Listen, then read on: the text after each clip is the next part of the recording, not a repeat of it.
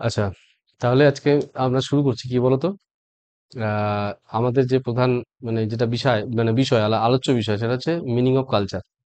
তো এই যে কালচার যে বিষয়টা আছে না, এই কালচার বিষয়টা সবার আগে আমাদেরকে বুঝে নেওয়া দরকার যে কালচার বিষয়টাকে কেন এত গুরুত্বপূর্ণ বা সমাজতত্ত্বে কেন এত বেশি এটাকে নিয়ে চর্চা করা হয়। তা প্রথমে এই যে কালচার শব্দটি উৎপত্তি বা ব্যুৎপত্তিগত দিক থেকে যদি বিচার করা যায় তাহলে দেখা যাবে যে এটা এখানে এই কুলেরা বা কুলেরে বলে একটা শব্দ হয়, ল্যাটিন শব্দ। এই ল্যাটিন শব্দ থেকে অ্যাকচুয়ালি কালচার শব্দটার উৎপত্তি হয়েছে। এখানে আহ, দেখা যেতে পারে যে এই যে কালচার শব্দটা তার মানে কি আছে, যেটা ল্যাটিন শব্দ থেকে উৎপত্তি তার অর্থ হচ্ছে অ্যাকচুয়ালি কাল্টিভেশন। এখানে যে শব্দটা ব্যবহার করা হয়েছে কাল্টিভেশন। তা কাল্টিভেশন মানে কি? কাল্টিভেশন কথাটা যেমন সচরাচর আমরা দেখতে পাই যে যখন কোনো একজন কৃষক কৃষিকাজ করেন, কৃষিকাজ করার মধ্য দিয়ে যখন কোনো একটা শস্য উৎপাদন করছে, তো শস্য উৎপাদন করতে গিয়ে কৃষকের কি কি দরকার হয়? একটা জমির দরকার হয়, কর্ষণ করার প্রয়োজনীয়তা হয়, তার জন্য বিভিন্ন লাঙ্গল বা এই ধরনের বিষয় দরকার হয়। তারপর হচ্ছে বীজের দরকার হয়, সেচের জন্য জলের ব্যবস্থার জন্য সেচের ব্যবস্থা থাকা দরকার।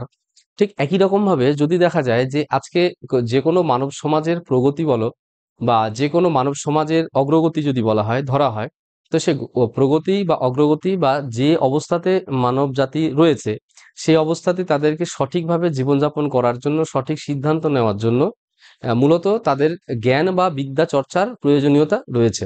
কেন কি? না, তো জ্ঞান বা বিদ্যা চর্চার মাধ্যমে মূলত তারা প্রকৃত সিদ্ধান্তটা নিতে পারে। আর সিদ্ধান্ত যে কোনো অভিযোজনের জন্য সব থেকে বড় একটি গুরুত্বপূর্ণ চালিকা শক্তি। যে কোনো কাজের জন্য সিদ্ধান্ত দরকার হয়, আর সেই সিদ্ধান্ত অনুসারেই আমরা কর্মে নিযুক্ত হই। সেজন্য বলা হচ্ছে যে যে কোনো কার্যকরী বা তাৎপর্যপূর্ণ সিদ্ধান্তের জন্য জ্ঞান বা বিদ্যা হলো কাঁচামাল বা রসদ। তো যে কোনো মানবজাতির প্রগতি বা বর্তমান অবস্থা বা অভিযোজনের শৈলীকে যদি বিচার বিশ্লেষণ করা যায়, সেখানে দেখা যাবে যে সেই মানবজাতি আবশ্যিক রূপে জ্ঞান চর্চা বা বিদ্যা চর্চার প্রতি বিভিন্ন সময় অধিক পরিমাণে গুরুত্ব আরোপ করেছিল। এবং সময় যেহেতু পরিবর্তনশীল, সময় পরিবর্তনশীল হওয়ার জন্য প্রতিনিয়ত সে জ্ঞান বা বিদ্যা চর্চার পরিবর্তন দরকার, আবশ্যিক পরিবর্তন দরকার। কারণ সব জ্ঞান বা সব বিদ্যা সমস্ত সব কালেই বা সব মুহূর্তেই গ্রহণযোগ্য হয় না। এক একটা মুহূর্তে এক এক রকম ভাবে বিদ্যাকে বা জ্ঞানকে চর্চা করার দরকার রয়েছে, বা সেগুলোকে নতুন নতুন ভাবে প্রকাশ করার প্রয়োজনীয়তা রয়েছে। সেজন্য বলা হচ্ছে যেমন একজন কৃষক একটা জমির মধ্যে থেকে শস্য উৎপাদন করে, ঠিক একই রকম ভাবে যারা সচেতন নাগরিক, যারা বিদ্যার গুরুত্ব বোঝেন বা যারা শিক্ষার গুরুত্ব বোঝেন, তারা যা জ্ঞান বা অভিজ্ঞতা রয়েছে সেই জ্ঞান বা অভিজ্ঞতাগুলোকে তারা বারংবার চর্চা করে, নতুন থেকে নতুনতর বিভিন্নভাবে তারা চর্চা করে। এই যে চর্চা করে নতুন ভাবে নতুন জ্ঞানকে প্রকাশ করা, ঠিক যেরকম একজন কৃষক জমি থেকে শস্য উৎপাদন করেন, ঠিক একই রকম ভাবে একজন বিদ্যা নিয়ে বা জ্ঞান নিয়ে যিনি অনুশীলন করেন, তিনি কি করেন? যা এক্সিস্টিং জ্ঞান রয়েছে বা নলেজ রয়েছে সেখান থেকে তারা নতুন নতুন জ্ঞান বা অভিজ্ঞতাকে সৃষ্টি করার চেষ্টা করেন। ঠিক আছে? তো এইখান থেকেই বোঝা যাচ্ছে যে এই যে কাল্টিভেশন শব্দটার একটা আক্ষরিক মেলবন্ধন দেখতে পাই। যে একই রকম ভাবে এখানে জ্ঞানের বা জ্ঞানের বা নতুন ভাবনার কি হয়? একটা অভিব্যক্তি আমরা দেখতে পাই। তো সেই জন্য এই শব্দটার এটা যথার্থ এখানে বলা হয়েছে যে কালচার শব্দটা অ্যাকচুয়ালি এর মানে হচ্ছে কাল্টিভেশন। আর কিন্তু পাশাপাশি আরেকটা জিনিস দেখা যেতে পারে যে এখানে আরেকটা শব্দ ব্যবহার করা, সেটা হচ্ছে ইমপ্রুভমেন্ট। তাহলে ইমপ্রুভমেন্ট কেন বলছে? ইমপ্রুভমেন্ট কেন বলছে? কারণ ইমপ্রুভমেন্ট বলতে বোঝায় যে যে অবস্থাতে মানুষ রয়েছে সেই অবস্থা থেকে মানুষের একটু উন্নয়ন। তা গুণগত দিক থেকে হতে পারে, পরিমাণগত দিক থেকে হতে পারে। যেরকম একটা উদাহরণ দিয়ে বলা যেতে পারে যে কি বলে, একটা মানুষ প্রথমে অনেক কিছু সিদ্ধান্ত নিতে পারে না, অনেক কিছু ভাবতে পারে না, অনেক চিন্তা করতে পারে না, যুক্তি দিতে পারে না, বুঝতে পারে না। তাহলে বিদ্যা চর্চা হচ্ছে বা জ্ঞান চর্চা বা শিক্ষামূলক অনুশীলনী হচ্ছে সে গুরুত্বপূর্ণ প্রক্রিয়া, যে প্রক্রিয়ার উপর ভিত্তি করে সেই ব্যক্তি কি করতে পারে? সেই তার ভাবনাগত উন্নয়ন ঘটাতে পারে। প্রথমে ভাবতে পারে না, পরে ধীরে ধীরে ভাবতে পারে, ভাবতে শেখে। প্রথমে ভালোভাবে সুসংগঠিতভাবে যোগাযোগ করতে পারে না বা কমিউনিকেশন করতে পারে না, ধীরে ধীরে কিন্তু সে যোগাযোগ করতে শেখে। যখন সে বিদ্যা চর্চার মধ্য দিয়ে বা অনুশীলনের মধ্য দিয়ে এগোতে থাকে, ধীরে ধীরে কিন্তু সে এই কাজগুলো করতে সক্ষম হয়। তো এভাবেই তাহলে কি দেখা যাচ্ছে? তার যে অবস্থার উন্নয়ন বা উন্নতি বা পরিবর্তনটা কিন্তু স্পষ্টভাবে আমরা দেখতে পাই। সে অর্থে বলা হচ্ছে তাহলে সংস্কৃতি কি? তা সংস্কৃতি হচ্ছে সেই বিষয়টা যেটা হচ্ছে মানবীয় জীবনশৈলী বা মানবীয় জীবন অবস্থাকে উন্নত করতে সাহায্য করে। যে জ্ঞান বা বিদ্যা চর্চা রয়েছে তা বিভিন্ন রূপে থাকতে পারে, কখনো তা রীতিনীতি রূপে থাকতে পারে, কখনো প্রথা রূপে থাকতে পারে, কখনো জীবনশৈলী রূপে থাকতে পারে, কোনো বিচারধারা রূপে থাকতে পারে। যে অবস্থাতে রয়েছে, যারা পূর্বের মানুষেরা তারা তাদের জীবনটাকে স্বাচ্ছন্দ্যপূর্ণ করার জন্য যে জ্ঞান বা অভিজ্ঞতাগুলো তৈরি করেছিল, সেই স্বাচ্ছন্দ্যপূর্ণ তা সৃষ্টি করতে পারে সেই জ্ঞান বা অভিজ্ঞতাগুলোকে পরবর্তীকালের প্রজন্মের মানুষেরা সেটা যেন যথার্থভাবে কাজে লাগাতে পারে বা ব্যবহার করতে পারে, এবং ব্যবহার করার মাধ্যমে তাদের বর্তমানকে উন্নত করতে পারে, এবং ভবিষ্যৎ মানে অভিমুখে তাদের সে আবিষ্কার করা জ্ঞান বা অভিজ্ঞতাটা যেন সঞ্চালন করতে পারে। এই বিষয়টা সম্পূর্ণভাবে সংস্কৃতি বা সংস্কৃতি বিষয়ক অনুশীলনের সাথে সম্পর্কযুক্ত একটি বিষয়। সেই জন্য এই কথাটা কিন্তু এখানে বলা হচ্ছে যে কালচার শব্দটা অ্যাকচুয়ালি কাল্টিভেশন অফ নলেজ আর cultivation for the better improvement, এই কথাটা কিন্তু এক্ষেত্রে বলা হয়। এখানে যেমন বলা হচ্ছে একজন একটা সাইটেশন এখানে রাখা হয়েছে, হফস্টেড বলে একজন 2011 সালে বলেছেন যে বৃহত্তর অর্থে সংস্কৃতিকে বলতে গিয়ে তিনি বলেছেন যে কি বলেছেন, যে এই যে culture refers to share patterns behaviour. হ্যাঁ, এই যে প্যাটার্ন বিহেভিয়ার মানে কি বলতে চাওয়া হচ্ছে? প্যাটার্ন বিহেভিয়ার মানে কি? এই যে এই আমাদের আগে এই শব্দটা বুঝতে হবে, প্যাটার্ন বিহেভিয়ারটা কাকে বলে। বিহেভিয়ারকে প্যাটার্ন করা হয়েছে। প্যাটার্ন মানে হচ্ছে কোনো একটা কাঠামো, একটা একটা চল বলা যেতে পারে। চল মানে যে একটা রীতি বলা যেতে পারে। যে আমি একটা উদাহরণ দিয়ে বলছি, যে কোনো একটি সমাজ রয়েছে, সেই সমাজ বা জনসম্প্রদায় রয়েছে, সেই জনসম্প্রদায়ের মানুষেরা সাধারণভাবে অভিযোজন করতে গেলে করার সময় একটা নির্দিষ্ট টেকনিক ফলো করে। সে টেকনিক ফলো করার মাধ্যমে তারা কোনো পার্টিকুলার প্রবলেমগুলোকে তারা রিজলভ করার চেষ্টা করে। এইটা তারা কেন ফলো করে, তার যদি ইতিহাস অনুশীলন করা যায় বা দেখা যায়, তাহলে দেখা যাবে যে এই যে প্যাটার্ন বা টেকনিকটা ওরা ফলো করছে, এটা কেউ না কেউ তাদের পূর্বসূরীরা এই টেকনিকটা ফলো করেছিল। তাহলে প্রথমে কেউ সেই সমস্যাটা সমাধান করার জন্য টেকনিকটা আবিষ্কার করেছিল বা অনুভব করেছিল যে এই ধরনের সমস্যাগুলো সমাধান করার জন্য এই টেকনিকগুলো বা এই কৌশলগুলো বিশেষভাবে ফলপ্রদ বা কার্যকরী। এইটা যখন তারা অনুভব করলো, আবিষ্কার করা বা অনুভব করার পরে তখন তারা কি করলো, তার পরবর্তী প্রজন্মকে বলে দিল। কি বলে দিল? যে এই ধরনের সমস্যা যদি হয়, জীবনে যদি আসে, তাহলে সেগুলোকে এই উপায় অবলম্বনের মাধ্যমেই কি করতে হবে, সমাধান করতে হবে। এই যে একটা যে শৈলী, একটা টেকনিক, এই টেকনিকটা কেউ আবিষ্কার করেছিল, পরবর্তীকালে এটা সঞ্চালিত হলো, পরবর্তীকালে একটা প্রজন্মকে দিয়ে দেওয়া হলো। এই যে এইভাবে যখন কোনো ভাবনা বা নতুন কোনো জ্ঞান বা নতুন কোনো সমস্যা সমাধানের কৌশল এক প্রজন্ম থেকে অন্য প্রজন্মে সঞ্চালিত হচ্ছে, তখন বলা হবে সেখানে কি হচ্ছে, যে বিহেভিয়ারাল প্যাটার্নটা শেয়ার হচ্ছে, বিহেভ করার প্যাটার্ন বা ধরন বা কৌশলটা শেয়ার হচ্ছে, সেটা সঞ্চালিত হচ্ছে। ঠিক আছে, সেই জন্য বলা হচ্ছে সংস্কৃতিটা হচ্ছে একটা শেয়ার প্যাটার্ন, বলা হচ্ছে শেয়ার্ড প্যাটার্ন অফ বিহেভিয়ার। এই ব্যাপারটা বলা হচ্ছে। আর কি, আরো এখানে একটা শব্দ ব্যবহার করা হচ্ছে, সংস্কৃতি সেই বিষয় নিয়ে চর্চা করে, কি বলছে, ইন্টারাকশন। যে মানুষ কিভাবে, মানে ইন্টারাকশনের ধরন। যেমন ধরা যাক কোনো পাহাড়ি অঞ্চলে যদি ঘুরতে যাওয়া যায়, সেখানে দেখা যাবে সেই অঞ্চলের মানুষেরা, যেহেতু তাদের ইকোনমিক মানে অর্থনীতির একটা বড় অংশ টুরিস্টদের উপর নির্ভর করে চলে, টুরিস্টরা যখন আসে তখন তাদের ইকোনমিক স্বাচ্ছন্দ্যের জায়গাটা একটা মানে একটা তাৎপর্যপূর্ণ মানদণ্ডে প্রতিষ্ঠা পায়। তো সেই জন্য ওরা ভাবে যে এই যে টুরিস্টরাই হচ্ছে তাদের ঈশ্বর তুল্য, কারণ তাদের রুজি রোজগারের ক্ষেত্রে এই টুরিস্টরা একটা বিশেষ ভূমিকা পালন করে। তাই তারা কি করে, এদের সাথে কিন্তু একটা মানে কি বলবো, একটা যেমন ভারতীয় সংস্কৃতি আছে অতিথি দেবো ভব, মানে দেবতা তুল্য হিসাবে তাকে বিচার করতে থাকে, তার সাথে খুব ভালো নার্চারিং করে, তাকে ভালো ট্রিটমেন্ট দেয়। ঠিক আছে, ট্রিটমেন্ট মানে কি, তার সাথে ভালোভাবে ব্যবহার করা, আন্তরিকতা দেখানো, হসপিটালিটি যেটাকে ইংরেজিতে বলা হয়, সেই জিনিসগুলো তারা করে। ইন্টারাকশনের ধরনটা তাদের সেরকম ভাবে হয়।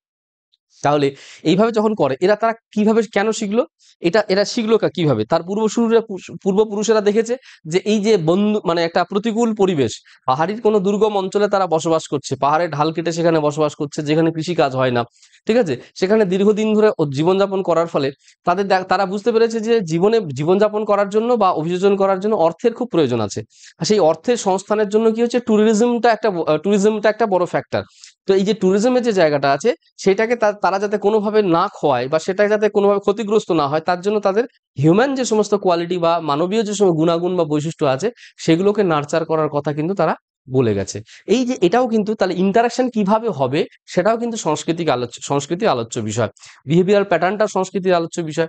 একই রকম ভাবে যে এই যে ভাবছে কোনো একটা জনসম্প্রদায় বা জনসম্প্রদায়ের অন্তর্ভুক্ত মানুষেরা কিভাবে ভাবছে বা জ্ঞান চর্চা করছে, জ্ঞান চর্চার কৌশল কেমন রয়েছে, সেইগুলোও হচ্ছে আমাদের সংস্কৃতির বিচার্য বিষয়। সেজন্য সংস্কৃতি শুধুমাত্র যদি বলা হয় যে কোনো রীতিনীতি বা অতীতের পরম্পরা এই বিষয়টার মধ্যে সংস্কৃতি বিষয়ক অনুশীলনটা সীমাবদ্ধ রয়েছে, তাহলে ভাবনাটা সম্পূর্ণই ভুল। কিন্তু এই ভাবনাটাকেই আবার সমৃদ্ধ করা যেতে পারে যে জ্ঞান বা অভিজ্ঞতা বা যে কোনো জীবনশৈলী যে বিভিন্নভাবে রয়েছে, তা কখনো রীতিনীতি হতে পারে, তারা ধর্মীয় সংস্কৃতি হতে পারে, ঐতিহ্য হতে পারে, সেই রূপে রয়েছে।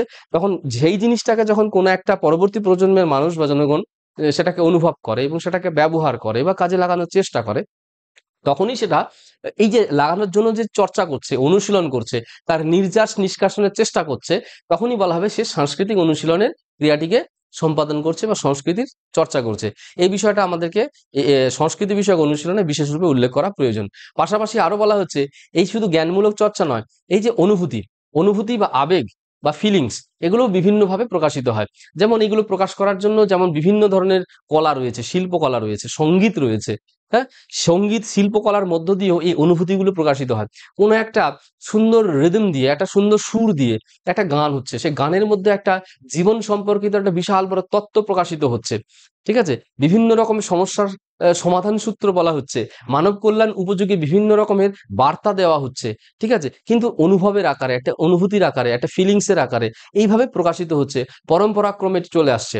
ঠিক একই রকম ভাবে দেখা যাবে যে কোনো একটা জনসম্প্রদায়ের তাদের অনুভূতি বিষয়ক চর্চা, যদি আমরা ট্রাইবাল কালচার, যে কোনো হিল এরিয়াতে যদি আমরা দেখি, বা যে কোনো জনসম্প্রদায়ের মানুষদের তাদের যে ধর্মীয় রীতিনীতি ইত্যাদি যদি দেখি, যেমন যেটা আমাদের পশ্চিমবঙ্গের বিভিন্ন অঞ্চলে যেমন দেখতে পাওয়া যায়, সাঁওতাল নামক যে জনসম্প্রদায় রয়েছে, তাদের মধ্যে কি আছে বাদনা পর্ব, পরব বা বাজনা পর্ব, মানে পর্ব নয়, অ্যাকচুয়ালি পর্ব মানে উৎসব, বাজনার উৎসব। তারা কি করে এই সময়টাতে, কি করে গান বাজনা করে, তারা নাচে, নৃত্য করে, এটার মধ্য দিয়ে তাদের ফিলিংসটাকে তুলে ধরার চেষ্টা করে, পাশাপাশি তাদের যে নিজস্বতা আছে সেই নিজস্বতাটাকে ধরে রাখার চেষ্টা করে। এই যে ব্যাপারটা, এই বিষয়টাও কিন্তু একটা সংস্কৃতি বিষয়ক বিচার্য বিষয়, যেটা সেই জনসম্প্রদায়ের অস্তিত্বকে টিকিয়ে রাখার জন্য, তার জীবনযাপনের প্রকৃত উদ্দেশ্যটাকে নির্ধারণ করার জন্য বিশেষ রূপে সহায়তা করে থাকে বা সাহায্য করে থাকে। তবে বলছে এই বিষয়গুলো কিভাবে আসে, বলছে এই বিষয়গুলো এক প্রজন্মের মানুষ কিভাবে শেখে, এই সামাজিকীকরণ নামক যে একটা প্রক্রিয়া আছে, যে প্রক্রিয়ার মাধ্যমে মূলত সেই মানুষেরা শেখে যে কিভাবে আমাদের ইমোশনসটাকে প্রকাশ করতে হবে, কিভাবে বিদ্যা চর্চা করা প্রয়োজন, কিভাবে মানুষের সাথে ইন্টারাকশন করা প্রয়োজন, সেই সমস্ত বিষয়গুলো অ্যাকচুয়ালি সামাজিকীকরণ প্রক্রিয়ার মাধ্যমে মানুষ শেখে। অর্থাৎ একজনকে দেখে দেখে হতে পারে, অন্যের শুনে শুনে হতে পারে, অন্যকে অনুকরণ করে হতে পারে।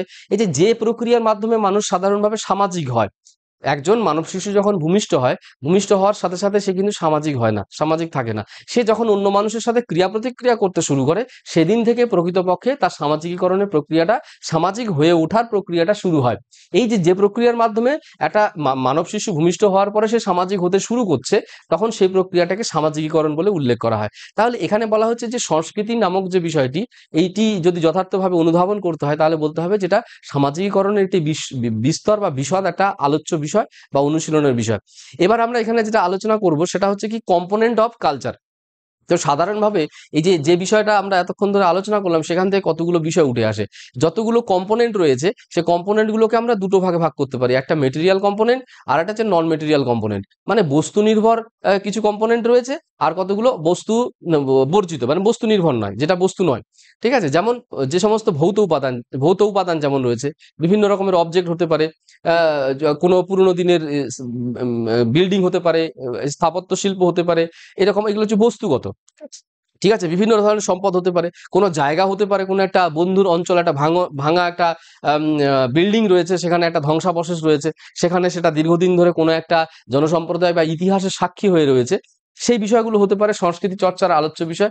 যেমন এখানে বলা আছে, যেমন উদাহরণ হিসেবে বলা হচ্ছে বিল্ডিং, আর্ট, যে কোনো টুল হতে পারে, যে কোনো টেকনিক হতে পারে, টেকনোলজি হতে পারে। এগুলো অ্যাকর্ডিং টু হ্যারিস এই কথাটা বলা হয় যে এগুলো হচ্ছে মেটেরিয়াল মানে কালচারের উদাহরণ বা কম্পোনেন্ট। নন মেটেরিয়াল কালচারের মধ্যে যেমন বলা হচ্ছে, এটাই সব থেকে বেশি আমরা দেখতে পাই যে কোনো জনসম্প্রদায়ের অস্তিত্ব প্রতিষ্ঠা করার জন্য বিশেষ ভূমিকা পালন করে থাকে। যেমন এখানে বলা হচ্ছে যেটা বস্তুগত নয়, সেগুলো কি, যেমন কোনো বিশ্বাস হতে পারে, কোন একটা জনসম্প্রদায়ের মানুষেরা বিশ্বাস করে যে এই জিনিসটা ধর্ম, মানে যেমন বলা হয় যে প্রকৃতিকে অনুশীলন, তাদের ধর্মের পদ্ধতিটা কি, ধর্মচর্চার পদ্ধতি কি, না তো ওই প্রকৃতিকে ইয়ে করা, সন্তুষ্ট করা, প্রকৃতির পুজো করা, বনভূমির পুজো করা, জঙ্গলের পুজো করা, বা কোনো প্রাণীর পুজো করা, এই ধরনের রীতিনীতি রয়েছে। কেন? তারা বিশ্বাস করে যে এই প্রকৃতি চালনা করছে এই প্রকৃতির বিভিন্ন শক্তি। সেটা বনভূমি হতে পারে, সেটা আকাশ হতে পারে, বৃষ্টি হতে পারে, সূর্য হতে পারে, তাপ হতে পারে, এই বিষয়গুলো বিভিন্ন প্রাকৃতিক উপাদান যেগুলো রয়েছে, যেগুলো আমরা পঞ্চমহাভূত বলে উল্লেখ করে থাকি, সেগুলোর আরাধনা তারা করে। ঠিক আছে? তো এইটা তাদের বিশ্বাস। মনে হয় যে এই যে শক্তির আরাধনা করার মধ্য দিয়ে তারা তাদের জীবনের অস্তিত্বটাকে রক্ষণাবেক্ষণ করতে পারবে, তাদের জীবনের পথ চলার বিভিন্ন প্রয়োজনীয়তা জায়গাগুলোকে পূরণ করতে পারবে, নিজস্বতাকে রক্ষা করতে পারবে। তাদের জীবনের কিছু মূল্যবোধের জায়গা রয়েছে, কিছু নিয়ম কানুন তারা মেনে চলে, কিছু রীতিনীতি মেনে চলে, কিছু মৌলিক নৈতিকতার জায়গা রয়েছে, কিছু ভাষাগত বৈচিত্র্যতা দেখতে পাওয়া যায়, কিছু সাংগঠনিক বিচারধারা রয়েছে। ঠিক আছে? কিছু প্রাতিষ্ঠানিক বিষয় রয়েছে। এই বিষয়গুলো কে তারা মানে সাধারণভাবে বলা যায় এগুলো হচ্ছে সংস্কৃতির নন মেটেরিয়ালিস্টিক কম্পোনেন্ট। হ্যাঁ, বা এগুলো হচ্ছে নন মেটেরিয়ালিস্টিক কালচারও বলা যেতে পারে। একই রকম ভাবে কালচার কি, সংস্কৃতি কোনো একটা পৃথিবীর কোনো একটা নির্দিষ্ট জায়গা সীমাবদ্ধ থাকা একটা বিষয় নয়, এটা একটা সার্বজনীন বিষয়। পৃথিবীর সর্বত্র, পৃথিবীর সর্ব জায়গায় যেখানে যেখানে মানুষ আছে, যেখানে যেখানে মানুষ তার নিজস্বতাকে রক্ষণাবেক্ষণের চেষ্টা করে, সেখানে সেখানে কিন্তু সংস্কৃতি রয়েছে। তাই বলা হচ্ছে সংস্কৃতিটা সম্পূর্ণভাবে একটা সার্বজনীন বিচার্য বিষয় বা সার্বজনীন বিচারধারা। তাহলে সার্বজনীন বিচার্য বিষয় বা সার্বজনীন বিচারধারার মধ্যে কেন বলা হচ্ছে? বলছে, এখানে বলছে, এখানে অ্যাকর্ডিং টু মারডক 1945-এ তিনি বলছেন এইভাবে, কালচারাল কেন ইউনিভার্সাল, সে সম্পর্কে বলতে কি বলছে যে elements, patterns, traits or institutions that are common to all human cultures worldwide. পৃথিবীর সর্বত্র যদি আমরা বিচার বিশ্লেষণ করি তাহলে দেখতে পাবো, কি দেখতে পারবো, যেখানে যেখানে মানুষ আছে সেখানে সেখানে বিভিন্ন ধরনের উপাদানের উপস্থিতি রয়েছে। যেখানে মানুষ রয়েছে সেখানে মানুষের ক্রিয়া প্রতিক্রিয়ার ধরন রয়েছে। যেখানে মানুষ আছে মানবীয় গুণাগুণের অস্তিত্ব দেখতে পাই। যেখানে মানুষ আছে সেখানে বিভিন্ন প্রতিষ্ঠানের অস্তিত্ব দেখতে পাওয়া যায়। তাহলে এই যে বিষয়গুলো, এই বিষয়গুলো সার্বজনীন, সর্বত্র বিরাজমান। সেই জন্য বলা হচ্ছে সংস্কৃতিও সর্বত্র বিরাজমান, সার্বজনীন একটি বিষয়। উদাহরণ হিসেবে আরো তিনি বলেছেন, মারডক তিনি এই প্রসঙ্গে আরো বলেছেন যে যেমন ভাষা, ধর্ম, বিবাহ, সংস্কৃতি, পরিবারের ধরন ইত্যাদি বিষয়গুলো হচ্ছে সংস্কৃতির প্রধান বিচার্য বিষয় বা আলোচ্য বিষয়, যেগুলি মূলত পৃথিবীর সর্বত্র এর উপস্থিতি লক্ষ্য করা যায়। এবং এই যে উপস্থিতি লক্ষ্য করা যায় তার পরিপ্রেক্ষিতে বলা যেতে পারে যে সংস্কৃতি একটা সার্বজনীন একটি বিচার্য বিষয়। আবার বলা হয় যে সংস্কৃতি হচ্ছে একটা আপেক্ষিক বিষয়। আপেক্ষিক কেন? এটা কোনো নির্দিষ্ট নয়, একই ধারায় একই রকম ভাবে চিরকাল শাশ্বত একই রকম ভাবে থাকবে এমনটা নয়। এটা হচ্ছে একটা আপেক্ষিক, অর্থাৎ সময়ের সাথে সাথে, অবস্থার সাথে সাথে এটা পরিমার্জিত হয়, পরিবর্তিত হয়। ঠিক আছে? সেই জন্য এটাকে বলা হচ্ছে একটা ইউনিভার্স, কি বলছে, একটা রিলেটিভ একটা আসপেক্ট।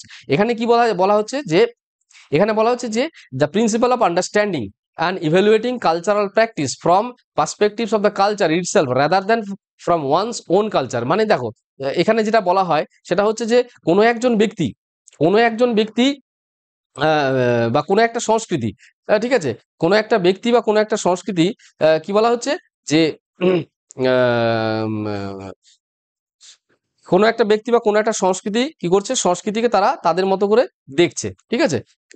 তারা তাদের মতো করে দেখছে। যেমন এখানে কি বলা হচ্ছে, যেমন এখানে শব্দটা বলা হচ্ছে যে যে কোনো ব্যক্তির দৃষ্টিভঙ্গি হচ্ছে মূলত সেই সংস্কৃতির মৌলিকতা বা সংস্কৃতির যে মৌলিক স্বরূপটাকে গ্রহণ করা বা প্রতিষ্ঠা করার ক্ষেত্রে বিশেষ দিশা প্রদান করে বা বিশেষ ভূমিকা পালন করে। অর্থাৎ একজন মানুষ কি দেখছেন বা কি বুঝছেন তার উপর নির্ভর করবে সংস্কৃতির গুরুত্ব বা মূল্য পাবে নাকি পাবে না। এর পাশাপাশি আরো বলা হচ্ছে যে এ প্রসঙ্গে তিনি বলছেন, হাক্সকোভিস্ট বলেন একজন ব্যক্তি বলছেন, সোশিওলজিস্ট, 1972-তে বলছেন, this concept oppose ethnocentrism and promotes the appreciation of cultural diversity. এই শব্দটাই বা এই কনসেপ্টটাই বলে, অর্থাৎ সংস্কৃতি হচ্ছে আপেক্ষিক একটা বিষয়, আর আপেক্ষিক বিষয় হওয়ার জন্যই এটা সার্বজনীন, এটা বৈচিত্র্যপূর্ণ একটি বিষয়। পৃথিবীর সর্বত্র এক একটা মানুষ এক এক রকম ভাবে সংস্কৃতিকে বিচার করেন, এক এক রকম ভাবে সংস্কৃতিকে মনে করেন, গুরুত্ব দেন। তার জন্য বলা হয় যে সংস্কৃতি একটা বৈচিত্র্যপূর্ণ একটা বিচার্য বিষয় বা বিচারধারা। একই রকম ভাবে সংস্কৃতির যদি আমরা কার্যকারিতা সম্পর্কে আলোচনা করি বা ফাংশনস অফ কালচার সম্পর্কে আলোচনা করতে গিয়ে মেইনলি এখানে তিনটে ফাংশনস উল্লেখ করা হয়েছে। একটা হচ্ছে আইডেন্টিফাই, একটা হচ্ছে কন্টিনিউটি, একটা হচ্ছে অ্যাডাপ্টেশন। তিনটে হচ্ছে গুরুত্বপূর্ণ ফাংশনস আছে। কি বলতে চাইছে আইডেন্টিটিতে বলা আছে, সরি আইডেন্টিফাই না, আইডেন্টিটি। আইডেন্টিটি মানে নিজের পরিচয় বা নিজের মর্যাদা বা নিজের স্বীকৃতির জায়গাটাকে নিশ্চিত করা। বলছে সংস্কৃতি সাধারণভাবে কি করে, a sense of identity provide করে। অর্থাৎ আমরা যে একটা মানুষ বা আমি যে একটা মানুষ বা আমাদের জনসম্প্রদায়ের মানুষেরা তারা একটা নিজস্ব পরিচয় বহন করে, পরিচয় রয়েছে, সেই সেন্সটা তাদের মধ্যে গড়ে তুলতে সাহায্য করে কালচার। পাশাপাশি কি হচ্ছে, আমাদের নিজস্ব কিছু রয়েছে, আমাদের নিজস্ব কিছু থাকা দরকার, বিলঙ্গিংনেস যেটাকে বলা হয়, সেই অনুভূতিটাও তৈরি করতে সাহায্য করে এই সংস্কৃতি। একই রকম ভাবে সংস্কৃতি কি সাহায্য করে, helping individual understand the role and place in society. এরিকসনের মতে 1968 তিনি বলছেন এই ধরনের এই ধরনের কথা বলছেন যে কি বলছেন যে একটা সমাজে ব্যক্তি তার নিজের ভূমিকাকে ভূমিকাটা কি কি হবে, সমাজে তার কি করণীয় বা কি করণীয় নয় সে সম্পর্কে একটি ভাবমূর্তি তৈরি করতেও ব্যক্তিকে সাহায্য করে। তার নিজেকে কিভাবে সাহায্য করবে, অন্যান্য ব্যক্তিকে কিভাবে সাহায্য করবে, সেই সম্পর্কিত একটা বোধগম্যতা তৈরি করতেও সহায়তা করে থাকে। এটা হচ্ছে সংস্কৃতির একটা গুরুত্বপূর্ণ বিচার্য বিষয় বা কার্যকারিতা। পার্সন্স বলে 1951-এ একজন ব্যক্তি তিনি এই কথাটা বলেছেন। তিনি বলছেন যে সংস্কৃতি একটা নিরবচ্ছিন্ন প্রক্রিয়া, মানে এই মানে কন্টিনিউটিকে বজায় রাখা বা একটা ধারাবাহিকতাকে বজায় রাখাটা হচ্ছে সংস্কৃতির একটা মুখ্য কাজ। তিনি বলছেন এই প্রসঙ্গে বলছেন, it ensure the continuity of social norms and practice across generation. এক প্রজন্ম থেকে অন্য প্রজন্মতে সঞ্চালিত হওয়াই হচ্ছে, সঞ্চালন ঘটানোই হচ্ছে সংস্কৃতির একটা প্রধান বিচার্য বিষয় বা আলোচ্য বিষয়।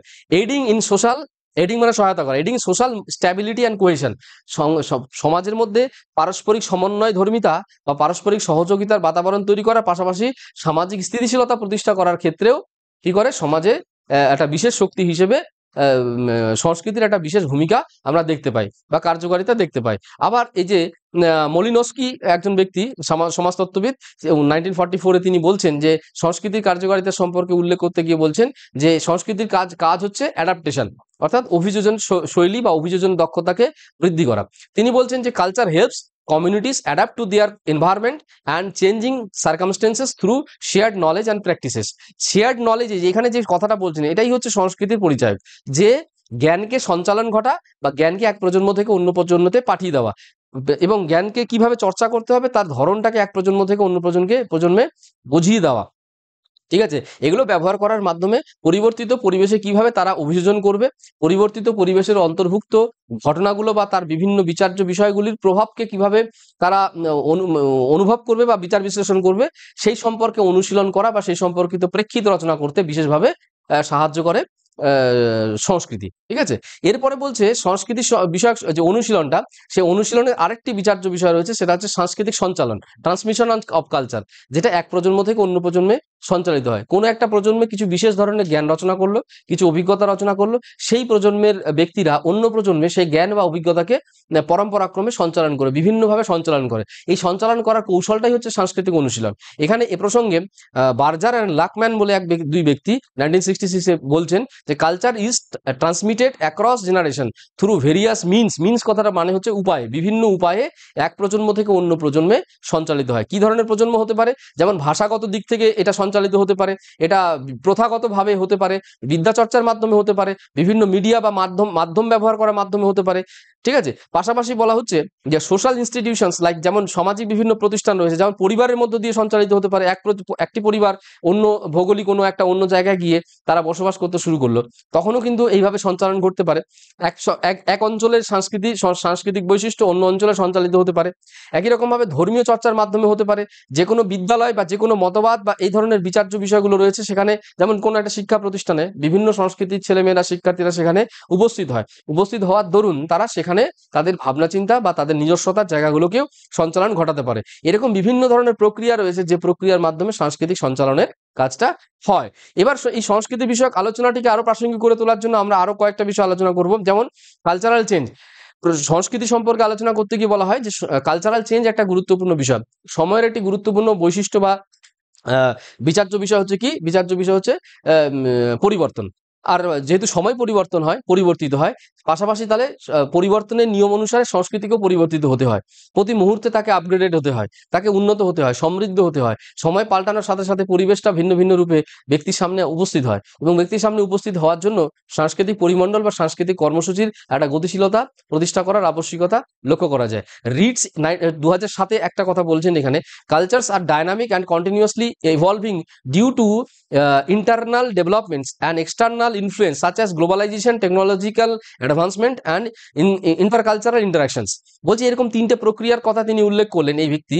তিনি বলছেন যে গ্লোবালাইজেশনের জন্য, বিশ্বায়নের জন্য আজকে পৃথিবীর বিভিন্ন দেশ একটা ছাতার নিচে এসেছে বিভিন্ন কারণে, সে ব্যবসায়িক কারণ হোক, শিক্ষাগত কারণ হোক, যে কোনো আন্তর্জাতিক ভৌগোলিক যেটা বলা হচ্ছে জিও পলিটিক্স হতে পারে, অর্থাৎ যেটা সমগ্র বিশ্বের যে রাজনৈতিক অবস্থা, রাজনৈতিক কর্মকাণ্ড হতে পারে, তার জন্য সমগ্র বিশ্বে দেশগুলো, সেই দেশে থাকা বিভিন্ন সংস্কৃতির মানুষগুলো, সংস্কৃতিগুলো, সেগুলো কি হয়েছে, একটা ছাতার নিচে উপস্থিত হয়েছে। এই গ্লোবালাইজেশনের জন্য সাংস্কৃতিক পরিবর্তনের বিষয়টা দেখতে পাওয়া যায়। পাশাপাশি অধিক পরিমাণে প্রযুক্তিগত উন্নয়নের বিষয়টিও চোখে পড়ার মতো, প্রযুক্তিগত দিক থেকে পরিবর্তন হওয়ার জন্য সাংস্কৃতিক পরিবর্তন দেখতে পাওয়া যায়। একই রকমভাবে বিভিন্ন একটা সমাজে বিভিন্ন সংস্কৃতির মানুষ একসাথে বসবাস করতে গিয়ে পরস্পরের মধ্যে যেমন প্রভাব বিস্তার করার জন্য সাংস্কৃতিক পরিবর্তন দেখতে পাওয়া যায়। তাহলে এই প্রক্রিয়াগুলোর মাধ্যমে সাংস্কৃতিক পরিবর্তনের বিষয়টা দেখতে পাওয়া যায়।